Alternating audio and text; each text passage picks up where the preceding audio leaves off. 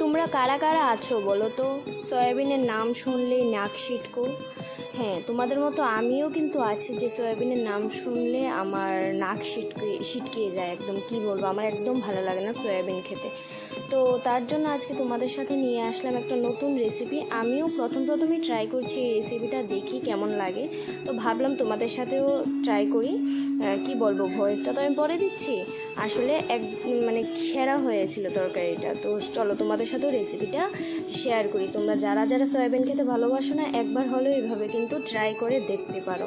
আর যদি ভালো লাগে তাহলে কিন্তু আমাকে জানাবে কমেন্ট করে। তো চলো শুরু করি আমাদের রেসিপিটা। তো ফার্স্টে সয়াবিনগুলো নিয়েছি, নিয়ে একটু ঠান্ডা জলে ভিজিয়ে রেখেছি। তো ঠান্ডা জলে ভিজিয়ে রাখলে সয়াবিনগুলো এমনিই ফুলে যায়, তারপর একটু গরম জল দিয়ে ফুটিয়ে নিলেই হয়ে যায়। তো আমি এইভাবেই করি, প্রথমে গরম জলে বসানো যায়, বাট আমি বসাই না। তো দেখো, তারপর সয়াবিনগুলো ভিজিয়ে নিয়েছি। আর এদিকে আজকে করব আলু আর পটল দিয়ে তরকারিটা, একদম নিরামিষ পদ্ধতিতে। তো এদিকে আলু পটল মা কেটে নিচ্ছে। পেঁয়াজ রসুন দিয়ে খেতে খেতে একঘেয়েমি লেগে গেছে সয়াবিনের উপর, তার জন্য আর এভাবে ভালো লাগে না। তাই ভাবলাম যে একটু অন্য টাইপের, অন্যভাবে একটু করার চেষ্টা করি। তো চলো দেখতে থাকো। তো আলু পটল এদিকে কাটা কমপ্লিট। তো দেখো মা আলু কেটে নিচ্ছে। তো তারপর ধুয়ে টুয়ে মশলাপাতিগুলো আমি রেডি করে নেব।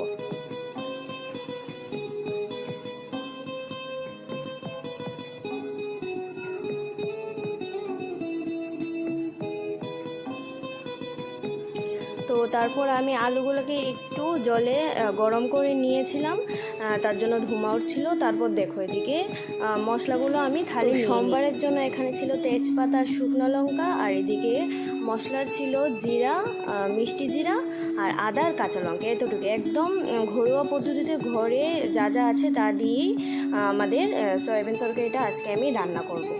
এক্সট্রা কিচ্ছু লাগে না, তেল মশলা একদম কম দিয়ে এত অমৃতের মতো হয়েছে খেতে, তোমাদের কি বলবো, তোমরা না খেলে বলতে পারবে না। তো দেখো মশলাগুলো এদিকে মা রেডি করে নিয়েছে। তো এখন আমি কড়াইটা বসিয়ে দিয়েছি। কড়াইয়ে বেশি তেল দিইনি, মোটামুটি তেল দিয়ে আমি আগে ভাজাগুলো করে নিচ্ছিলাম। তো আলুটা ভেজে নিচ্ছিলাম। তো আলুটা ভাজা হয়ে গেছে, তারপর আমি পটলগুলো বেশি ভাজতে হবে না, মোটামুটি একটু লাল হয়ে আসলে আমি নামিয়ে নেব। তো পটলগুলো নামিয়ে নিলাম। এদিকে আমি সয়াবিনগুলো একটু ফুটিয়ে নিয়েছিলাম গরম জলে বসিয়ে। তারপর দেখো হলুদ আর নুন দিয়ে সয়াবিনগুলো আমি ভেজে নিয়েছিলাম। সবগুলো ভেজে নেওয়ার পর কিন্তু রান্নাটা করব। তো দেখো এদিকে একটু তেল দিয়ে সবগুলো ভেজে নিয়েছি। আর এখন সোমবারে আর বেশি তেল দেবো না তার জন্য। তো এদিকে একটা কাঁচা লঙ্কা, শুকনো লঙ্কা আর দিয়ে দিয়েছিলাম তেজপাতা। তো তারপর মশলাগুলি যেগুলো তোমাদের দেখিয়েছি বাটা হয়েছিল, ওইগুলো দিয়ে একটু নাড়া দিয়ে একটু হালকা জল দিয়ে আমি কষাতে দিয়েছিলাম, হলুদ নুন সাথে দিয়ে দিয়েছিলাম। তো দেখো এখন প্রায় মশলাটা হয়ে এসছে। আর দেখো তোমরা দেখতেই পাচ্ছ যে তেল ছেড়ে দিয়েছে মশলাটায়। তো এখন আমি দিয়ে দেব একটু সামান্য জল। তো জল দিয়ে একটু ফুটে আসলে দিয়ে দেব সয়াবিন, আলু আর পটলগুলা। তো এখন একটু কষাবো এগুলাকে, একটু কষিয়ে নিলে তরকারিটার টেস্টটা অন্যরকম হয়। তো দেখো এগুলো হালকা নিচের দিকে একটু লাল লাল হয়ে আসবে, যখন তোমরা বুঝতেই পারবে, যখন একটু লাল লাল হয়ে আসবে বুঝবে যে কষানো কমপ্লিট, ভাজা হয়ে গেছে।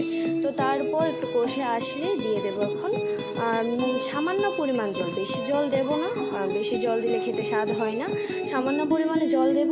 আর আমি যে জিনিসটা দেখাইনি, এটা হচ্ছে তোমরা 2-4টে আলু ভেঙে দেবে, তাহলে তরকারিটা দেখবে ঘন ঘন হয়, খেতে খুব স্বাদ হয়।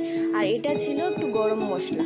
তোমরা প্যাকেট গরম মশলা থেকে চেষ্টা করবে যাতে একদম এলাচি, দারচিনি আর তেজপাতা বেটে দেওয়ার জন্য, ওইটা দিলে গরম মশলার সেন্টটা সুন্দর আসে। তো তারপর দেখো তরকারি রান্না কমপ্লিট। তো আমি এদিকে খেতে বসে গেছি। তো মেনুতে ছিল থুর বড়া আর লেবু, কারকল ভাজা, ডাল আর সয়াবিন তরকারি। তো সয়াবিন তরকারিটা তো তোমাদের বললামই, খেতে অমৃতের মতো লেগেছে। নিরামিষ কিন্তু খেতে অমৃতের মতো লেগেছে, পাতলা। দেখো তেল মশলা কম দিয়ে একদম হেলদিভাবে রান্নাটা করেছি আমি। তোমরা একবার হলেও ট্রাই করে কিন্তু দেখো আর আমাকে জানিও। টাটা।